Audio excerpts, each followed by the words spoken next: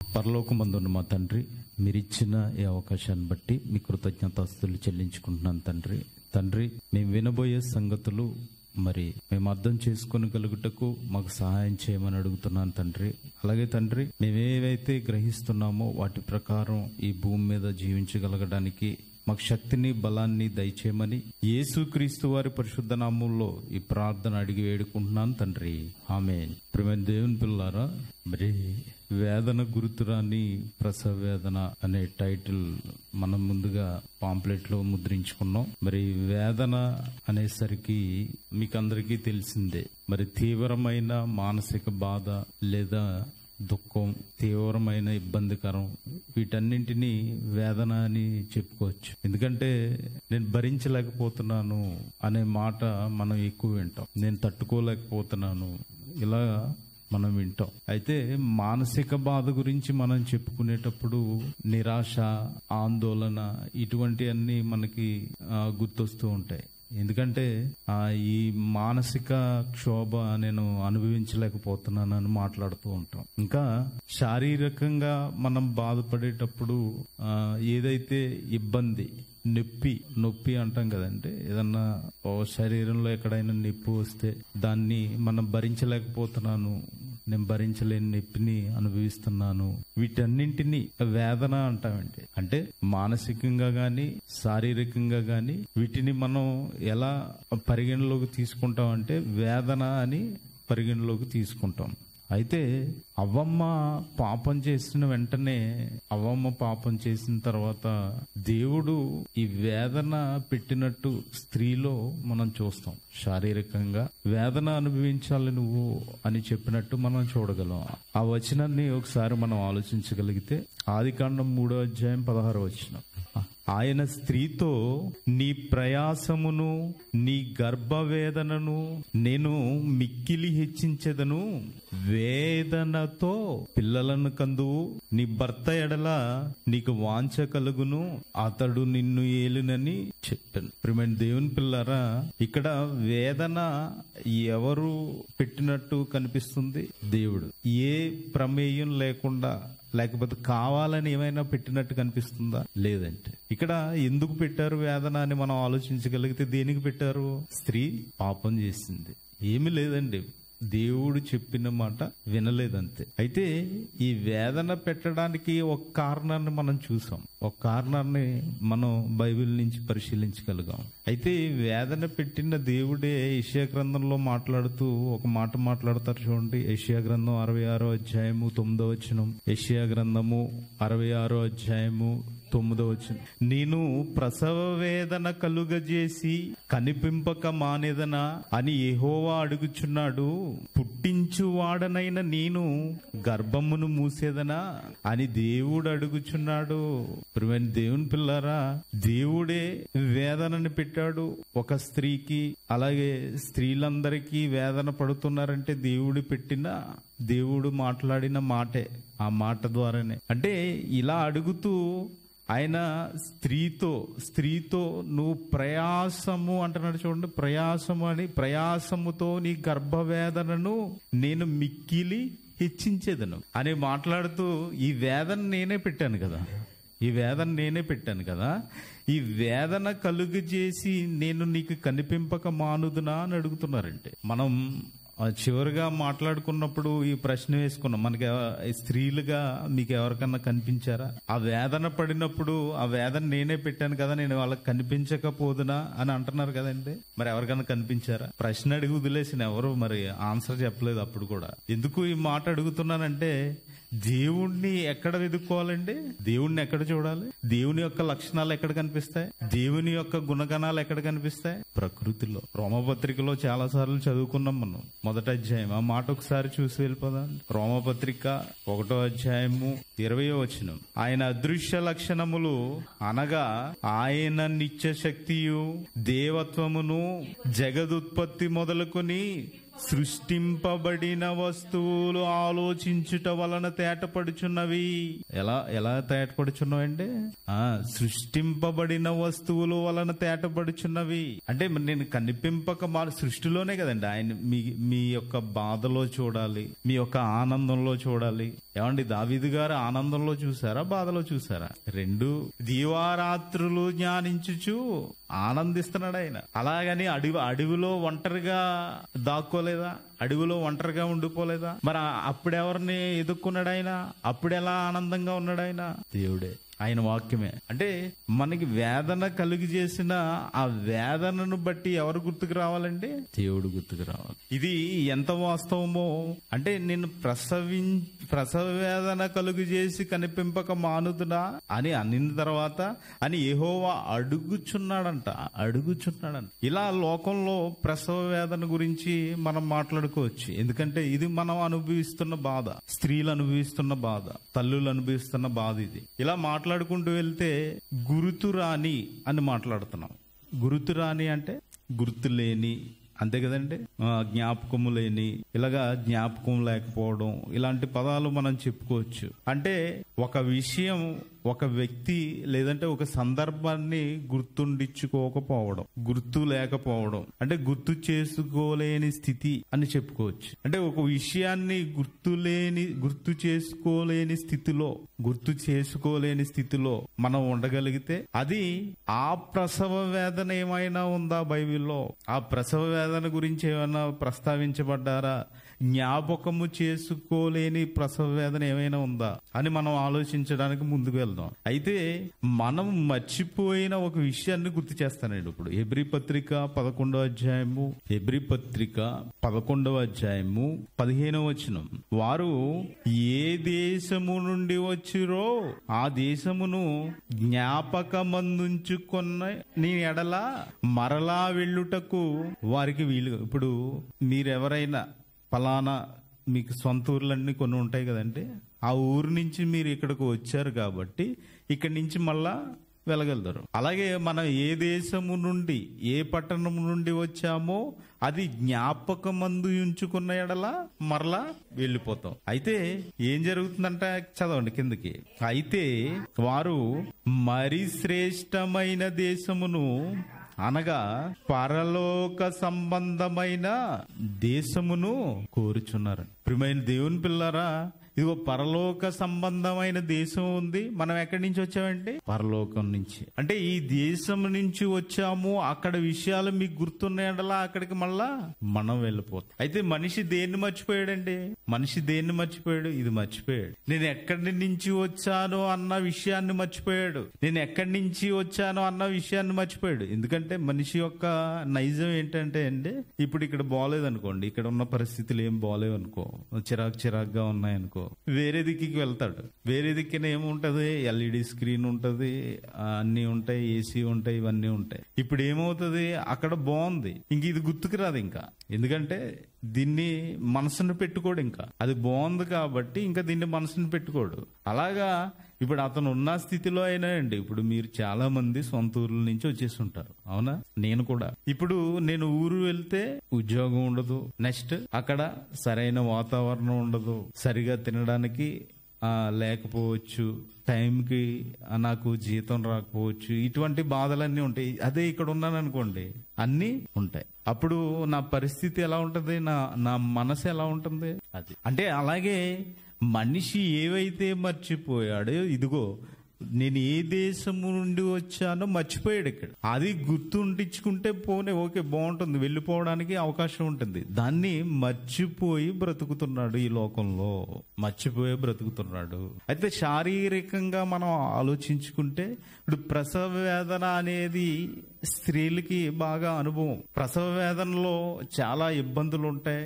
Next ఆ ప్రసవం, ఆ గర్భం ధరించినప్పుడు ప్రసవానికి ముందు చాలా ఇబ్బందులు ఉంటాయండి. అవి ఒక్కొక్కరికి ఒక్కొక్క రకంగా ఉంటాయి, అందరికీ ఒకే రకంగా ఉంటాయి. కొంతమంది చివరిలో బాధపడుతూ ఉంటారు, కొంతమంది మొదటి నుంచి బాధపడుతూ ఉంటారు, కొంతమందికి ఎప్పుడైతే ఆ గర్భం ధరించారో అప్పటి నుంచి వామిటింగ్స్ అవుతూనే ఉంటాయి చివరి వరకు. అలాగని పూర్తిగా వాళ్ళు తినాలనుకున్నది తినాలి అనుకుంటారు కానీ తినలేరు. వాళ్ళు ఏదైతే కోరుకుంటారో దాన్ని ఆస్వాదించి పూర్తిగా దాన్ని ఆస్వాదించలేరు. ఇలాగా ఎన్నో వేదనలు పడుతూ ఎన్నో బాధలు పడుతూ చివరికి ఆ ప్రసవం అనేది జరుగుతుంది. ఇదంతా మనకు తెలిసిందే. అయితే బైబిల్లో కూడా దేవుడు అంటే ప్రసవ వేదనకి అది పరిస్థితి ఇలా ఉంటుంది అని కొన్ని ఉదాహరణలు కొంతమంది మీద మాట్లాడుతూ వ్రాయించడం జరిగింది. అలాగే బబులోను గురించి దేవోక్తి యెషయా గారితో మాట్లాడుతూ ప్రత్యక్షమై యెషయా గారితో మాట్లాడుతూ యెషయా గ్రంథం 13వ అధ్యాయం 8వ వచనంలో చూడండి ఏం మాట్లాడతారో. యెషయా గ్రంథము 13వ అధ్యాయము 8వ వచనం, జనులు విభ్రాంతి నొందుదురు, వేదనలు దుఃఖములు వారికి కలుగును, ప్రసవ వేదన పడుదాని వలె వారు వేదన పడిదరు. బబులోను గురించి అండి ఇది దేవోక్తి. ఒకరినొకరు తేరుచూతురు, వారి ముఖములు ఆ జ్వాలల వలె ఎర్రబారును. అంటే ఇక్కడ జనులు విభ్రాంతి నొందుదురు అంటే ప్రసవ వేదనలో విభ్రాంతి పడతారా? ఇంకా ఏమంటారంటే దుఃఖపడతారు. వేదనలు దుఃఖములు వారికి కలుగును, ప్రసవ వేదన పడుదాని వలె. అంటే ప్రసవ వేదన అంటే అది వర్ణనాతీతం అండి. కేకలు వేస్తారు, అరుస్తారు, ఇంకా పక్కన ఎవరుంటే వాళ్ళని కొడతారు, అవునా కదండి. ఏది ఉంటే అది విసిరేస్తారు. ఇవన్నీ మీరు కొన్ని వీడియోల్లో చూడగలరు యూట్యూబ్ లో. ఇంకా ఇర్మియా గ్రంథంలో కూడా మాట్లాడుతూ ఇర్మియా గ్రంథము 4వ అధ్యాయం 31వ వచనం. ఇర్మియా గ్రంథము 4వ అధ్యాయము 31వ వచనం, ప్రసవ వేదన పడు స్త్రీ కేకలు వేయునట్లు తొలి కానుపు కనుచు వేదన పడు స్త్రీ కేకలు వేయినట్లు స్త్రీయోను కుమార్తె అయ్యో నాకు శ్రమ, నరహంతకులు పాలై నేను మూర్ఛలిల్లుచున్నాను అని ఎగో రోజు చేతులార్చుచు కేకలు వేయుట నాకు వినబడుచున్నది. ఇప్పుడు ప్రసవ వేదన పడుచున్న స్త్రీ యొక్క పరిస్థితిని వర్ణిస్తున్నారు చూడండి. మనుషులకు పోల్చి ఏం చేస్తదంట? ఆమె కేకలు వేస్తదంట. స్త్రీ కేకలు వేయినట్లు అన్నారు చూడండి. అంటే అరుస్తుందా? అరవడమే కదండి. ఇప్పుడు ఏం చెప్పుకున్నాం, చేతులు ఏది ఉంటే అది తీసుకుని కొట్టే పరిస్థితి కూడా ఉంటుంది. అంటే ఈ బాధ వర్ణనాతీతమా? ఇలాంటి బాధ ఉంటుందా? ఈ వేదన ఉంటుందా? మరి ఇలాంటి వేదనను మర్చిపోతుందంట. ఇలాంటి వేదన మర్చిపోయే పరిస్థితి ఉందంట, అవునా కదండి. ఇంకా యెషయా గ్రంథం 21వ అధ్యాయము 3-4 వచనాలు చూడండి. యెషయా గ్రంథము 21వ అధ్యాయము 3-4 వచనాలు, కావున నా నడుము బహునొప్పిగానున్నది, స్త్రీ వేదన వంటి వేదన నన్ను పట్టి ఉన్నది, బాధ చేత నేను వినలేకుండా ఉన్నాను, విభ్రాంతి చేత నేను చూడలేకుండానున్నాను, నా గుండె తటతట కొట్టుకొనుచున్నది, మహాభయము నన్ను కలవరపరుచుచున్నది, నాకిష్టమైన సంజవేళ నాకు భీకరమాయను. ఎలా ఉందంటే ప్రసవ వేదన పడు స్త్రీ పరిస్థితి ఎలా ఉందంట? కావున నా నడుం బహునొప్పిగానున్నది, చాలా నొప్పిగా ఉందంట. అంటే ఇంత నొప్పి ఉంటుందా ప్రసవ వేదనలో? ఏమంటే ఇంత బాధ ఉంటుందా? బహు నొప్పి అండి, నొప్పి కాదు, బహు నొప్పి అంటున్నారు చూడండి. బహునొప్పిగానున్నది, ప్రసవించు స్త్రీ వేదన వంటి వేదన నన్ను పట్టి ఉన్నది, నన్ను పట్టేసుకుంది. ఇంకా ఏమంటున్నారండి? బాధ చేత నేను వినలేకుండానున్నాను. ఇంకెవరు చెప్పినా వినరండి. తల్లి పక్కన నుంచి అమ్మ ఊచుకమ్మా, అమ్మ ఉండమ్మా, 2 నిమిషాలమ్మా, 3 నిమిషాలమ్మా, 5 నిమిషాలమ్మా ఇలా అంటూ ఉంటుంది. ఇంకా అరుపులు ఎలా ఆడితే నీకేం తెలుసు, నువ్వు కన్నావా? నిన్ను కన్నది ఆమె. ఇంకా వాళ్ళని కొట్టేస్తూ ఉంటారండి, వాళ్ళు చేయలట్టుకుని ఇలాగా కొడుతూ ఉంటారు. ఎంత బాధ అంటే ఇక్కడ ఆ బాధను వర్ణిస్తున్న బహునొప్పిగానున్నది అంటున్నారు చూడండి. ప్రసవించు స్త్రీ ఏమంటండి? వేదన వంటి వేదన నన్ను పట్టి ఉన్నది, నన్ను పట్టేసుకుంది వేదన. అంటే అంత బాధ ఉంటుందా? బహుబాధ అంటే అండి ఇలా కేకలు, ఇలా వేదన వంటి వేదన కేకలు వేసేస్తుంది, ఇంకా ఇష్టం వచ్చినట్టు చేస్తూ ఉంటది. ఆ ప్రసవ వేదన ఏ స్త్రీ అయితే పడుతుందో ఆ స్త్రీ ఇలా పట్టి ఉన్నది, బాధ చేత నేను వినలేకుండా ఉన్నాను. వినలేకపోతున్నావా అంటే అంత బాధ ఉంటుందా? ఎవరు చెప్పినా వినరు. ఇంకా వినలేని పరిస్థితి ఉంటుందండి ఆ బాధలో. ఇలా వినలేకుండా ఉన్నాను, విభ్రాంతి చేత నేను చూడలేకుండా ఉన్నాను, నేను చూడలేకపోతుందంట. ఏం కనిపించదు ఇంకా, ఎందుకంటే ఆ నొప్పి కళ్ళు కూడా తెరవరండి. అలాంటి బాధ ఉంటుంది. ఇక నా గుండె తట కొట్టుకుని వచ్చింది, ఇంకా గుండె ఆగిపోద్ది, నేను చచ్చిపోతానేమో, నా పని అయిపోయింది, నాది ఇంకే చాప్టర్. కొంతమంది తల్లులు చనిపోయే వాళ్ళు కూడా ఉంటారండి, చాలా మంది చనిపోతారు. అంటే నా గుండె తట కొట్టుకునిచున్నది, మహాభయము నన్ను కలవరపరుచుచున్నది, నాకు ఇష్టమైన సంజయవేళ నాకు భీకరం అయిపోయిందంట. అంటే ప్రసవ వేదన ఇంత భయంకరంగా ఉంటుందా? ఇలా ఉంటుందండి ప్రసవ వేదన. అంటే ప్రసవ వేదన స్త్రీ ఎలా అయితే అనుభవిస్తుందో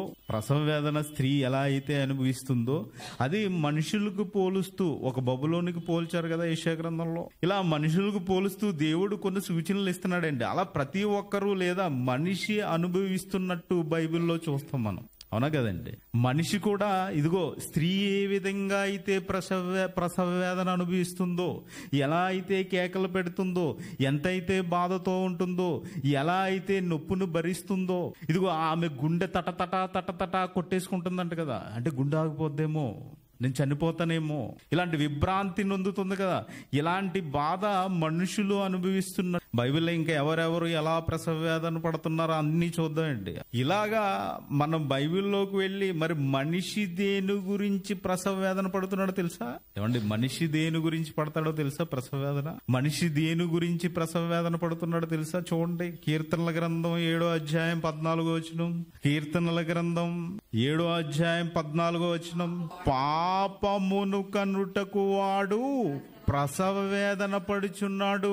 దేనికి పడుతున్నాడంటే పాపాన్ని కనడానికి, పాపాన్ని కనుటకు వాడు ప్రసవ వేదన పడుచున్నాడు. చేటును గర్భమును ధరించిన వాడే అబద్ధమును కనియున్నాడు. దేన్ని కనేస్తున్నాడంట? అబద్ధానికి జనకుడు ఎవరని చెప్పుకున్నాడు ఇప్పుడు? అపవాది. అంటే మనిషి యొక్క పరిస్థితి ఎలా ఉందండి? పాపమును కనుటకు వాడు ఏం చేస్తున్నాడంట? ప్రసవ వేదన. అంటే ఇప్పుడు వరకు చెప్పుకున్నాం కదండి, స్త్రీ ఎలాంటి పెయిన్స్ అయితే అనుభవిస్తుందో. అంటే వీడు పాపాన్ని చేయడానికి ఏదైనా చేస్తాడా? ఒక్క ఎగ్జాంపుల్ చెప్తాను. ఇప్పుడు దొంగతనం చేయాలనుకున్నాడు. దొంగతనం చేయాలనుకున్నప్పుడు వాడు ఏం చేస్తాడు? ఇంట్లోకి వస్తాడు, అన్ని తీస్తాడు. ఏదో చప్పుడైంది, ఎవరో లేచారు. ఇప్పుడు ఏం చేస్తాడంటే పారిపోతాడు. ఈ పారిపోయే క్రమంలో వాడికి ఏదన్నా తగులుతుందా, ఏదన్నా చీరుకుంటుందా, ఏదన్నా దెబ్బ తల పగిలిపోయినా కానీ పరిగెడుతూనే ఉంటాడు. అవునా కదంటే? తల పగిలిపోయినా పరిగెడుతూనే ఉంటాడు, కాలు సగం కోసుకుపోయినా పరిగెడుతూనే ఉంటాడు, చెయ్యి విరిగిపోయినా కానీ పరిగెడుతూనే ఉంటాడు. ఒకవేళ అక్కడే ఆ కిటికీకి ఏదన్నా పట్టి చెయ్యి కట్ అయిపోయినా కానీ పరిగెడుతూనే ఉంటాడు. ఏంటిది? ఎంత పెయిన్ వస్తున్నా దొంగతనం మాత్రం మానడు. అవునా కదండి? ఇలాగే అబద్ధాలు ఆడేవాళ్ళని చూడండి. అబద్ధాలు ఆడేవాళ్ళు ఏం చేస్తారు?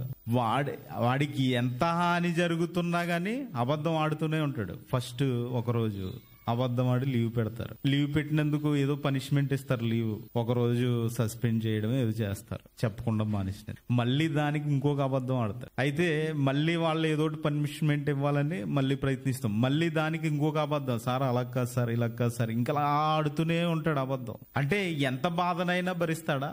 ఎంతైనా నష్టపోతాడా? ఎంతైనా ఇబ్బంది పడుతూ వెళ్తాడు. కానీ అబద్ధం మాత్రం మానడు. సార్ నాది తప్పు అయిపోయింది, నేను అబద్ధం చెప్పాను, ఇది యాక్చువల్ పరిస్థితి, ఇది నేను యథార్థంగా చేయవలసిన పని, మీకు ఆ రోజు లీవ్ ఇవ్వరేమో అని ఇలా చెప్పాను, నేను నాకు పలానా తారీఖున నాకు లీవ్ కావాలా అంటే ఏ విధంగా? ఇప్పుడు మీరు డొమ్మా కొట్టేసినా ఎవరు ఏం చేయలేరండి అక్కడ. అవునా? కొట్టేస్తారా? చంపేస్తారా? అవ్వదు కదా.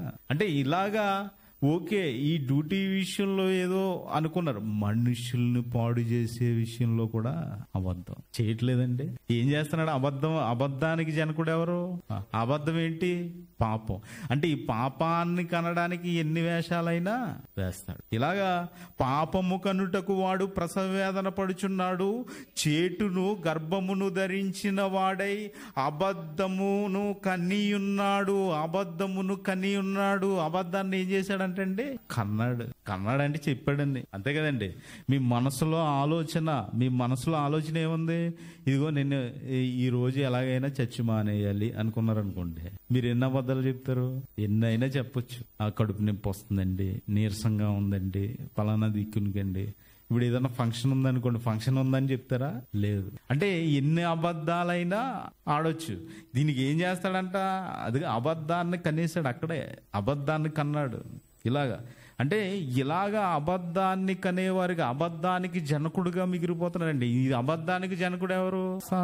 అంటే మనం అపవాదులుగా మారిపోతున్నావా? ఆలోచించుకోవాలి. ఇంకా యెషయా గ్రంథం 59వ అధ్యాయం 4వ వచనం, యెషయా గ్రంథం 59వ అధ్యాయం 4వ వచనం, నీతిని బట్టి ఎవడును సాక్ష్యము పలకడు, సత్యమును బట్టి ఎవడును వాయిద్యమాడడు, అందరూ వ్యర్థమైన దాన్ని నమ్ముకొని మోసపు మాటలు పలుకుదురు, చెడును గర్భము ధరించి పాపమును కందురు. ఏం చేస్తారంట, నీతిని బట్టి ఎవడు సాక్ష్యం చెప్పడంట, ఆ సత్యమును బట్టి ఎవడును వాద్యమాడడంట. ఇప్పుడు ఏదైనా గొడవ జరుగుతుంది అనుకోండి, ఇప్పుడు మన వాళ్ళు ఉన్నారనుకో, మన వైపునే మాట్లాడతాం, సత్యం బట్టి మాట్లాడతామా? నా కూతురిని లేకపోతే నా కొడుకుని నేను రక్షించుకోవాలి, అంతే కదండి. సత్యాన్ని బట్టి ఏమన్నా మాట్లాడతారా? వాద్యం ఆడేటప్పుడు. ఇంకా అందరూ వ్యర్థమైన దానిని నమ్ముకొని, వ్యర్థమైనది ఏంటి? చాలా ఉన్నాయి లోకంలో. ఒకటి చెప్పండి, ఏమండి? ఒకటి చెప్పండి. ఒకటి మనం బ్రతుకుతున్నాం కదా, మరి మన బ్రతుకుని గురించి కాదు, మనం బ్రతుకుతున్నాం కదా, దేని గురించి వ్యర్థంగా బ్రతుకుతున్నామో చెప్పండి. డబ్బు వ్యర్థం, అది ఉండదు, మనతో రాదు. అది చివరికి నీ శరీరంతో కూడా కప్పెట్టరు. మీ శరీరం మీద ఒకవేళ ఉంటే దాన్ని తీసేస్తారండి. ఉంగరం తీసేస్తారు. ఉంగరం గురించి కొట్టుకుంటున్నారు మొన్న ఎవరు. ఆ ఉంగరం మాది బాబు, మా చుట్టాలది, అది తీసి ఇచ్చేయండి అంటే అతను ఏమంటున్నాడు, అది తీయడానికి డబ్బులు అవుతాయి, లేదంటే మేము తీయం. అది తీసి ఇవ్వడానికి డబ్బులు అవుతాయి అంటండి. ఎవరిది? అది వాళ్ళ చుట్టాలదే. నెక్స్ట్ ఎంత? అది తీసి ఇవ్వడానికి 150 రూపాయలు. మళ్ళీ దాన్ని పైన ఉన్న వాళ్ళు పంచుకుంటున్నారు. అంటే మనం ధరించుకునేది ఏది కూడా మనతో రాదు. అంటే ప్రతిదీ వ్యర్థమా? అందుకనే ప్రసంగిలు వ్యర్థం సమస్తము వ్యర్థం. ఈ మాటలన్నీ బైబిల్లో ఉన్నాయండి, బైబిల్లో ఉన్నాయి. సమస్తము వ్యర్థము అంటాడు కదా. అంటే వ్యర్థమైన దానిని నమ్ముకొని చాలా నమ్ముకుంటున్నాం మనం, ఒకటి కాదు చాలా నమ్ముకుంటున్నాం. వ్యర్థమైన దానిని నమ్ముకొని మోసపు మాటలు పలుకుదురు, చెడును గర్భము ధరించి. ఏం కంటారంటే మనం కన్నామండి. చెడును గర్భము ధరించి పాపం కనేసామంట. చెడును గర్భం ధరించి పాపం. చెడు అంటే ఒక మనిషికి ఏది చెడు చేయాలన్నా చెడే. ఒక మనిషిని అన్యాయంగా అంటున్నావంటే అది చెడే. ఒక మనిషిని అన్యాయంగా ఆడిపోసుకుంటున్నావంటే అది చెడే. ఎందుకంటే నువ్వు న్యాయం చూడట్లేదు. ఎందుకంటే ఎవడంట, నీతిని బట్టి ఎవడును సాక్ష్యము పలకడు, సత్యమును బట్టి ఎవడును వాద్యమాడడు, అందరూ వ్యర్థమైన దానిని నమ్ముకొని మోసపు మాటలు పలుకుదురు, చెడును గర్భమును ధరించి పాపం కనేస్తారు. అంటే ఈ పైనున్నవన్నీ ఏం చేయరు కదండి. పైనున్నవన్నీ ఏం చేయరు, ఎందుకంటే ఏది వస్తే అది మాట్లాడడమే. ఈ రోజు పరిస్థితులు కూడా అలాగే ఉన్నాయి కదండి. ప్రతి ఒక్క విషయాన్ని అపార్థం చేసుకుంటారా? ప్రతిదీ మీరు అనుకుంటున్నట్టుగానే జరుగుతాయా? ప్రతిదీ మనం అనుకున్నట్టే జరుగుతూ ఉంటాయా? ఆలోచించాలంటే అంటే అందుకనే నిలబడి నీళ్లు తాగడం కంటే, అది ఏమదో అంటారు కదా, పరిగెత్తి పాలు తాగడం కంటే నిలబడు. ఇదిగో నీళ్లు ఉన్నాయి కదా, చదువు. వాక్యం అనే జలములు ఉన్నాయి కదా, చదువు. వాక్యాన్ని బట్టి బ్రతుకు. అవునా కదండి, వాక్యాన్ని బట్టి బ్రతకాలి కదా. ఇంకేమంటారు చూడండి, ఇలా గర్భం ధరించేసి ఏం చేస్తారంట, పాపానికి అంటారంట. ఇంకో మాట అంటాడు చూడండి, యెషయా గ్రంథం 33వ అధ్యాయం 11వ వచనం. యెషయా గ్రంథం 33వ అధ్యాయం 11వ వచనం, మీరు పొట్టును గర్భము ధరించి కొయ్యకాలును కందురు, మీరు ఊపిరియే అగ్ని అయినట్టు మిమ్మును దహించి వేయుచున్నది, మీరు పొట్టును గర్భము ధరించి అంటున్నారండి. పొట్టు అంటే పొట్టుని ఏం చేస్తారు? పొట్టు పొయ్యి అని ఎవరు తెలుసండి? ఏం చేస్తారు? అన్నం వండుకోవడానికి పొట్టు పొయ్యిలో పొట్టును కూరుకుని అన్నం వండుకోవడానికి ఉపయోగిస్తారు. దాన్ని తింటారా? తింటాకి ఏం పని చేయదు. పొట్టు కొయ్యకాలు అంటే కొయ్యకాలు ధరించి కొయ్యకాలును కందురంట. పొట్టును గర్భము ధరించి కొయ్యకాలును కందురు అంటున్నాడు. అంటే పంట కోసిన తర్వాత పొలంలో మిగిలిపోయిన గడ్డి, మిగిలిపోయిన చెత్త, ఇవన్నీ ఉంటాయి కదండి, కాల్ చేస్తారు కదా. అది నీకు ఏమైనా ఉపయోగపడుతుందా? కాల్ చేస్తారంట. అంటే మీరు పొట్టును గర్భము ధరించి కొయ్యి కాలను కందురు అంటున్నాడు. మీ ఊపిరియే అగ్ని అయినట్టు మిమ్మును దహించి వేయుచున్నది. అంటే ఇలా మారిపోయారా మనుషులు? ఇలాగే ఉన్నారా? అవును. ఇలాగే మాట్లాడుకుంటున్నారా? అవును. ఇలాగే చేస్తున్నారా? అవునండి. ఇంకా యాకోబు పత్రిక కొత్త నిబంధనలోకి వచ్చి మాట్లాడుతూ ఏమంటారో చూడండి. యాకోబు పత్రిక 1వ అధ్యాయం 15వ వచనం, దురాశ గర్భము ధరించి పాపమును కనగా పాపము పరిపక్వమై మరణమును కనును. ఏమవుతుందంటే దురాశ. అంతే కదండి. రోజు మనిషి అబద్ధం ఆడుతున్నాడంటే, మనిషి ఇదిగో న్యాయంగా నడుచుకోవటం లేదంటే, మనిషి లంచం తీసుకుంటున్నాడంటే, మనిషి ఒక మనిషిని పాడు చేస్తున్నాడంటే, మనిషి ఒక మనిషిని చంపేస్తున్నాడంటే, మనిషి దొంగతనం చేస్తున్నాడంటే, ఇవన్నీ దేనికండి? దురాశ కదా. అంటే దురాశ ఏమవుతుందంట? దురాశ గర్భము ధరించి పాపమును కనగా పాపము పరిపక్వమై మరణమును కనును. అంటే ఈ పాపం పరిపక్వం అయిపోతే ఏమొస్తుందంటే మరణం. పండు ఆకు పండితే రాలిపోతుంది, కాయ పండితే రాలిపోతుంది. అంటే మన పాపం పరిపక్వం అయిపోతే రాలిపోతాం. మరణం. దురాశ గర్భము ధరించి, అంటే దురాశ గర్భం ధరించి, ఇదేంటండి ఈడు ఎన్ని పాపాలు చేసినా చచ్చిపోతలేదు ఈడు అంటారు కదా మీరు. అవునండి. ఇదేంటండి ఈడు ఎంత దుర్మార్గుడే అండి, అయినా చూడండి ఆడికి భూమి మీద నూకలు ఉన్నాయి అంటారు కదా. ఈడంత వెదవలేడండి, పచ్చి వెదవండి అంటారు కదా. ఇలా మాట్లాడుకుంటూ ఉంటారు కదా మీరు లోకంలో. అంటే ఏమైంది? దురాశ గర్భం ధరించింది. ఎవరికే? మీరు ఎవరినైతే అంటున్నారో వాడికి.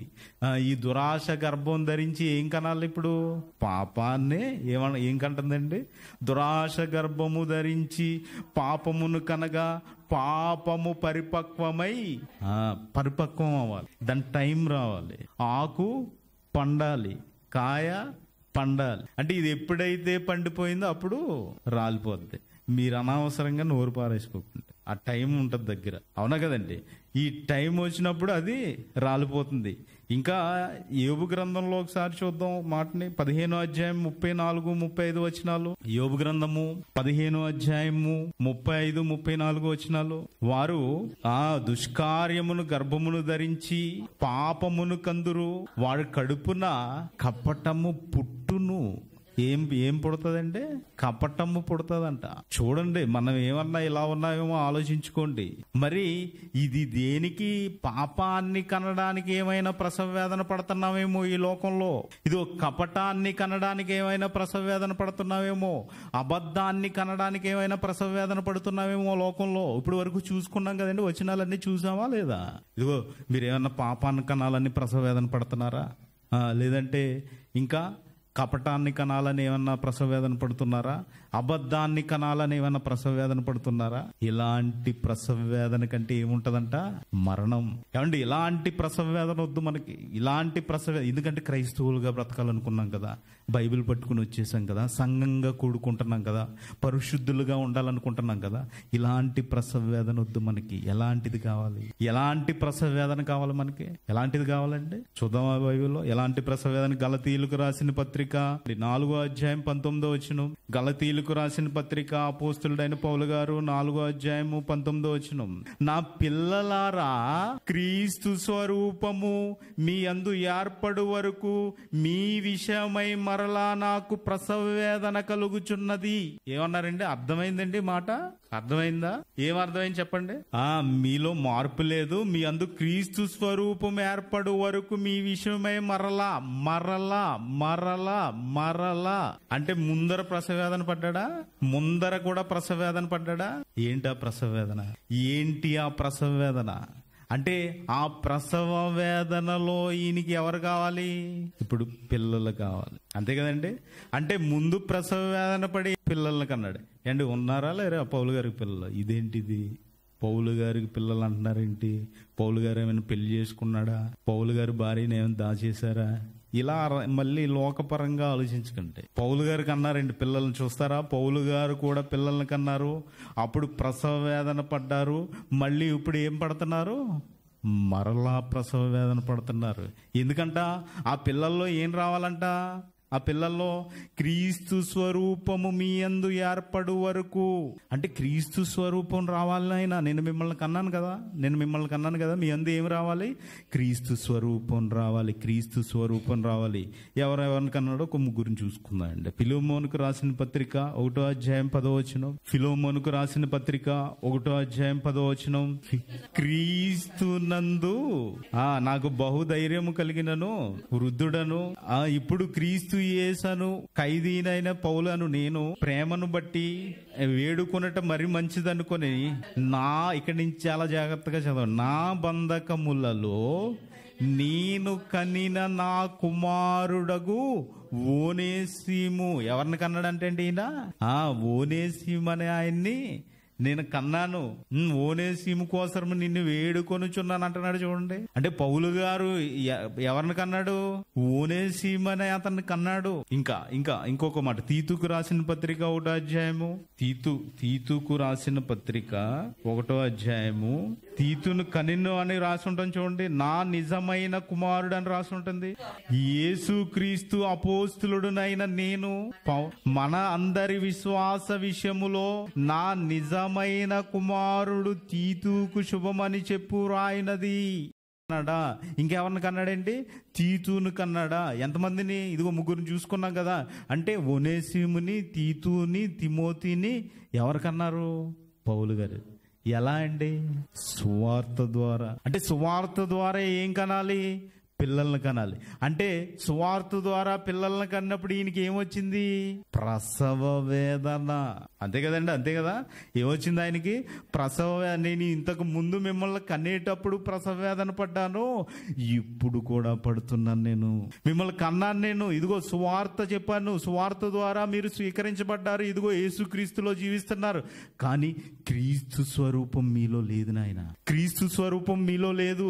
క్రీస్తు స్వరూపం మీలో రాలేదు. ఇంకా క్రీస్తులో ఉన్న ప్రేమ మీలో నింపబడలేదు. ఇంకా క్రీస్తు సంపూర్ణత రాలేదు. ఇంకా అందుకు నేను మళ్ళీ ప్రసవ వేదన పడుతున్నాను. నేను పెయిన్ అండి, పెయిన్, నొప్పి ఉంటుందా? ఒకళ్ళని రక్షించాలంటే నొప్పి ఉంటుందా? ఒకళ్ళని ఎందుకండి మీరు ఎక్కడి నుంచి అన్నా ఇక్కడికి సువార్త వాక్యం వినిపించడానికి ఒకళ్ళని తీసుకురావాలంటే ఎవరి డబ్బు ఖర్చు పెట్టాలి? నొప్పి ఎవరిది? కష్టం ఎవరిది? ఉంటదా? ఉంటది. ఇప్పుడు మనం ఇలా కూడుకోవడానికి ఇదంతా చేస్తున్నామంటే నొప్పి ఉండదా? ఉంటదండి. అవునా కదా? అంటే ఇవన్నీ మీరు ఆలోచించగలుగుతున్నారా? ఇదిగో నేను క్రీస్తు సంపూర్ణతలోకి రావాలని అనుకుంటున్నారా? మరి మనం ఏం చేస్తున్నాం? ఏమంటే ఈరోజు ఇదిగో నేను ప్రసవ వేదన పడుతున్నాను అని చెప్పగలదువా? పౌలు గారు చెప్పినట్టు నేను ఒకరిని కనడానికి ప్రసవ వేదన పడుతున్నానండి, ఒకరిని కంటున్నానండి నేను అని చెప్పగలదువా? మనం ఏం చేస్తున్నాం చూడండి. ఫిలిప్పీలకు రాసిన పత్రిక 2వ అధ్యాయం 21వ వచనం. ఫిలిప్పీలకు రాసిన పత్రిక 2వ అధ్యాయము 21వ వచనం. అందరూ ఏం చేస్తున్నారంటే సొంత కార్యాలంటే నా పని నాదే, మీరు ఏం చేస్తారో చేసుకోండి, మీ చావు మీది. ఎవరితోటి? చదవండి. అందరూ తమ సొంత కార్యములనే చూచుకొనుచున్నారు గాని యేసు క్రీస్తు కార్యములను చూడరు. అందరూ అంట. ఎవరండి? అందరూ, ఒకళ్ళని కాదు, అందరూ తమ సొంత కార్యములనే చూచుకొనుచున్నారు గాని యేసు క్రీస్తు కార్యములు చూడరు. క్రీస్తులోనికి వచ్చిన తర్వాత కూడా మనం ఇష్టం వచ్చినట్టు, అవునా కదండి, మన ఇష్టం వచ్చినట్టు, ఇంకా మన ఇష్టం వచ్చినట్టు ఇదిగో ఈ లోకంలో పాపం కోసమా, కపటం కోసమా, అబద్ధాలు ఆడుతున్నా, ఇదిగో వీటిని కనడానికి ఏమైనా ప్రయాసపడుతున్నావేమో, వీటిని కనడానికి ఏమైనా ప్రసవ వేదన పడుతున్నావేమో. దేని గురించి అంటే సొంత కార్యాలంటే అంతే కదండి. సొంత కార్యాలంటే వ్యర్థమైన దానిని ఆశించి, అవునా? సొంత కార్యాలు ఏముంటాయండి? సొంత కార్యాలంటే ఏముంటాయి? మన గురించి మనం బ్రతకడమే కదా, మనకిష్టం వచ్చినట్టు మనం బ్రతకడమే కదా. అంటే క్రీస్తులోకి వచ్చిన తర్వాత కూడా మన ఇష్టం వచ్చినట్టు ప్రసవ వేదనలు మన కోసం పడితే ఏమండి, అంటే ఇలా పడితే గనక, ఇలా ఉంటే గనక ఇదిగో మరిచిపోలేని, అంటే మనం గుర్తుకు కూడా తెచ్చుకో అవసరం లేదు, ఇంకా నిరంతరము ఉంటుందండి వేదన. ఎలాంటి వేదన అంటే గుర్తు తెచ్చుకో అవసరం లేదు. మళ్ళీ మీరు ఇదిగో ఆ వేదన అప్పుడు పడ్డాను కదా, ఆ వేదన అప్పుడు అనుభవించాను కదా, ఆ వేదన అప్పుడు ఇదిగో ఇలా ఉంది కదా అనడానికి లేదు. నిరంతరము వేదనే, నిరంతరము బాధే, నిరంతరము శిక్షే. అవునా కదా? ధనవంతుడు లాజరు సందర్భంలో మాట్లాడతారు చూడండి, అబ్రహాము గారితో ధనవంతుడు. లూకా సువార్త 16వ అధ్యాయం 27-28 వచనాలు. లూకా సువార్త 16వ అధ్యాయము 27-28 వచనాలు. అప్పుడు అతడు, తండ్రి అలాగైతే నాకు 5 సహోదరులు ఉన్నారు. ఎంతమంది ఉన్నారంటే అండి, ఏమని చెప్తున్నాడు? వీళ్ళిద్దరు చనిపోయారు. ధనవంతుడు లాజరు చనిపోయిన సందర్భం మీకు తెలిసిందే. చనిపోయిన తర్వాత ధనవంతుడు ఏమవుతున్నాడు? వేదన పడుతున్నాడు. ఈ వేదన పడుతూ ఏమంటున్నాడండి అబ్రహాము గారితో మాట్లాడుతూ, అప్పుడు అతడు, తండ్రి అలాగైతే నాకు 5 సహోదరులు ఉన్నారు. వారును ఈ వేదనకరమైన స్థలమునకు రాకుండా వారికి సాక్ష్యం ఇచ్చుటకై నా తండ్రి ఇంటికి వాని పంపవలనని నిన్ను వేడుకొనుచున్నాను. ఈయనకు కూడా పాతాళం వెళ్ళిపోయి వేడుకుంటున్నాడు. చూసారా? పౌలు గారు ఎక్కడ వేడుకుంటున్నాడంటే, భూమి మీద ఎవరి స్వరూపం రావాలని? క్రీస్తు స్వరూపం రావాలని. మరి ఈయన అప్పుడు మోషే గారు ఉన్నప్పుడు మోషే గారు కూడా ప్రాధాయపడి ఉంటారు కదా, ఇదిగో మీలో క్రీస్తు స్వరూపం రావాలి, నేను క్రీస్తు కోసమే బాధ అనుభవిస్తున్నాను. మోషే గారు అనుభవించలేదా క్రీస్తు కోసం బాధ? క్రీస్తు కోసం నింద అనుభవించలేదా? ఆయన సింహాసాన్నే వదులుకున్నాడు కదా, ఫరో సింహాసనం వదులుకున్నాడు కదా, ఫరో తల్లిగా ఉండడానికి. ఇదిగో ఫరో యొక్క రాజు భార్యని తల్లిగా అంగీకరించలేదు కదండి. రాజు అంటే మాటల, అవన్నీ వదులుకున్నాడు కదా. అంటే ఇతను దేని నిమిత్తం నింద అనుభవించాడు? దేని నిమిత్తం అదిగో శ్రమ అనుభవించాడు? దేని నిమిత్తం సాత్వికంగా ఉన్నాడు మోషే గారు? క్రీస్తు గురించి. మరి క్రీస్తులోకి వచ్చాం కదా మనం. ఇదిగో పౌలు గారు చెప్తున్నారు కదా, నేను ప్రసవ వేదన పడుతున్నాను మీలో క్రీస్తు స్వరూపం రావాలని. నేను క్రీస్తును పోలి నడుచుకున్నాను, మీరు కూడా ఎవరిని పోలి నడుచుకోవాలి? నన్ను పోలి నడుచుకోండి. నన్ను పోలి నడుచుకోవాలంటే ఏదండి? మనలో క్రీస్తు స్వరూపం వచ్చిందా? అందుకనే అంటున్నాడు, ఈ వేదనకరమైన స్థలమునకు రాకుండా. భూమి మీద పశ్చాత్తాపడలేదు, భూమి మీద ఒప్పుకోలేదు తన పాపాలని. లాజరు కనిపిస్తున్నాడు దరిద్రుడుగా. మనం దరిద్రులుగా ఉన్నా పర్లేదంటే దేవుణ్ణి వదలకూడదు. అంటే భూమి మీద పాపాన్ని విడిచిపెట్టలేదు, భూమి మీద తనకి ఇష్టం వచ్చినట్టు బ్రతికాడు. అందుకని అక్కడికి వెళ్ళి ఇప్పుడు ప్రాధేయపడుతున్నట్టు ఉంటుంది చూడండి. అక్కడ నేను వేడుకొనుచున్నాను నేను. అప్పుడు అబ్రహాము గారు అంటున్నారు, ఏమంటున్నారండి? వారి యొద్ద మోషే ప్రవక్తలు ఉన్నారు నాయన, వారి మాట వింటే చాలు. ఇదిగో మీ దగ్గర బైబిల్ ఉంది కదా, ఇప్పుడు బైబిల్ ఉంది కదా, ఈ బైబిల్లో మాటలు మీరు నేర్చుకోవాలి. ఈ బైబిల్ ప్రకారం మీరు బ్రతకాలి. ఇదిగో లేఖనముల యందు నిత్య జీవం ఉందని తలంచుచు వాటిని పరిశీలించండి. అవే నన్ను గురించి సాక్షి. పరిశీలిస్తున్నారా? పరిశీలన ఉందా? నేర్చుకుంటున్నారా? నేర్చుకుంటాక వేగిరి పడుతున్నారా? నేర్చుకునే అవకాశం ఉన్నా గానీ నేర్చుకోలేకపోతున్నారు కదండి. నేర్చుకునే పరిస్థితి అంతే. మనకి జీవం ఉందంటే, మనకి బ్రతికిచ్చాడంటే నేర్చుకుంటున్నావా? అడ్డమైనా నేర్చుకుంటారు. బైబిల్ నేర్చుకోవడానికి ఏమైంది? బైబిల్ నేర్చుకోవడానికి ఎందుకంటే మన పాపాలు రక్తంతో కడిగాడు కదా ఆయన. మన పాపాలను రక్తంతో కడిగాడు కదా. ఏముంది? నీతిగా బ్రతకండి. ఇదిగో నా వాక్యాన్ని, నేను చెప్పే మాటలు వినండి, నా వాక్యం ప్రకారం ఈ భూమి మీద జీవించండి. అంతేనండి. వస్తాయి వాక్యం ప్రకారం భూమి మీద జీవించినప్పుడు శ్రమలు వస్తాయి, కష్టాలు వస్తాయి. పౌలు గారికి రాలేదా? పౌలు గారికి వచ్చిన శ్రమలు అదేనండి. ప్రసవ వేదన, నొప్పులు, చంపేసే స్థితిలో పడేశారు, ఎక్కడో పడేశారు ఆయన్ని. చనిపోయారు అనుకున్నారు, ఇంకా వదిలేశారు. మళ్ళీ లేచి మళ్ళీ వెళ్ళాడు. రాళ్ళతో కొట్టి ఇదిగో వెలుపలికి ఈడ్చేశారు ఆయన్ని. మళ్ళీ ప్రయత్నించాడు సువార్త చేయడానికి. తిరుగుతూనే ఉన్నాడంటే. ఎవరిని కంటాకి? పిల్లలను కంటాకి. అంటే ప్రసవ వేదన పడాలా? అంటే ఈ రోజు నువ్వు నేను ప్రసవ వేదన పడాలా? ఎవరిని కంటాక పడాలి? ఇదిగో నీ కుటుంబాన్ని రక్షించుకుంటాక పడు. ఇదిగో నీ పొరుగు వారిని రక్షించడానికి పడు, నీ సహోదరులను రక్షించడానికి పడు. వీళ్ళందరినీ కనాలండి, కనాలి. అంటే ఈ పని ఎవరిది? మనదే. ఈ పని వదిలేసి ఏం చేస్తున్నాం మనం? సొంత కార్యాలు చూసుకుంటున్నాం. అంతే కదండి.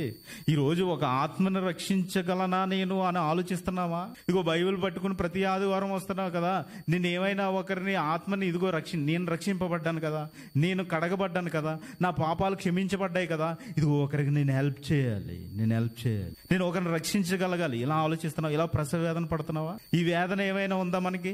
ఈ వేదన లేదండి. ఈ వేదనలో ఇప్పుడు ఈ ప్రసవ వేదన పడితే మీకు ఏ వేదన గుర్తుండదు?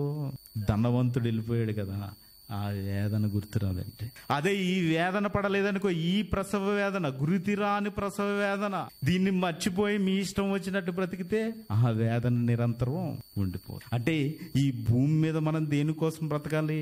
ఇదిగో ఒక ఆత్మను రక్షించడానికి, ఒక ఆత్మను కనడానికి, ఇదిగో నిజమైన కుమారుల్ని కనడానికి మనం ప్రసవ వేదన పడాలి. ఈ ప్రసవ వేదన పడినప్పుడు నువ్వు ఎక్కడికి వెళ్ళిపోతావు? ఇంకా గుర్తు రాదు, అక్కడికి గుర్తు రాదు. ఎందుకంటే తల్లి ఏం చేస్తుంది అంటే, తల్లి గురించి యేసుక్రీస్తు వారు మాట్లాడుతూ చెప్తారు కదా. తల్లి గురించి యేసుక్రీస్తు వారు మాట్లాడుతూ యోహాను సువార్త 16వ అధ్యాయం 21వ వచనం, యోహాను సువార్త 16వ అధ్యాయము 21వ వచనం, ఆ స్త్రీ ప్రసవించినప్పుడు ఆమె గడియ వచ్చిందని ఆమె వేదన పడును. అయితే శిశువు పుట్టగానే లోకములో నరుడొకడు పుట్టినని సంతోషము చేత ఆమె ఆ వేదన మరి గుర్తుకు తెచ్చుకో. మీరు ఒక్క పాపిని రక్షించుకోండి, ఒక్క ఆత్మను రక్షించండి, ఒకరికి వాక్యం చెప్పి ఇదిగో వాక్యంలో నిలబెట్టండి. మీరు ఏ శ్రమ అయితే పడ్డారో ఆ శ్రమ అంతా మర్చిపోతారు. ఈ భూమి మీద మర్చిపోతారు, అక్కడ దేవుని దగ్గర గుర్తే ఉండదు. ఎందుకంటే మీరు బాధపడడానికి అవకాశం లేదు కదండి. దేవునిలోకి వెళ్ళిపోతాం కదా, అక్కడ చీకటి ఉంటుంది కదా, దేవుని దగ్గర ఉంటాం కదా మనం. అక్కడ బాధపడడానికి గుర్తు వచ్చే అవకాశం ఉంటుందా? ఇంకా ఇదిగో నేను ఎంత బాధ అనుభవిస్తున్నానని చెప్పుకోవడానికి, ధనవంతుల్లాగా అరవడానికి ఏమైనా ఛాన్స్ ఉందా? లేదు. ఎప్పుడు? ఇదిగో ఈ భూమి మీద పౌలు గారి లాగా ప్రసవ వేదన పడినప్పుడు. అంటే ఈ గుర్తురాని ప్రసవ వేదన ఇంకా గుర్తురాదా? గుర్తురాదు. అంటే వేదన గుర్తురాని ప్రసవ వేదన అంటే ఇది. ఒక ఆత్మను రక్షించడం, ఒక ఆత్మను కాపాడాలి, ఒకరిని నా నిజమైన కుమారుడిగా నువ్వు తీసుకురాగలగాలి, నా నిజమైన కుమారుడని నువ్వు చెప్పుకోగలగాలి. అప్పుడు ఈ వేదనకరమైన ఇది ఉంది కదా ప్రసవ వేదన, ఈ వేదనకరమైన ఈ వేదన గుర్తురాదంట. ఈ ప్రసవ వేదన నువ్వు ఎప్పుడైతే భూమి మీద అనుభవిస్తున్నావు, పౌలు గారు అదే అనుభవించారు. ఇప్పుడు ఎక్కడున్నారండి ఆయన?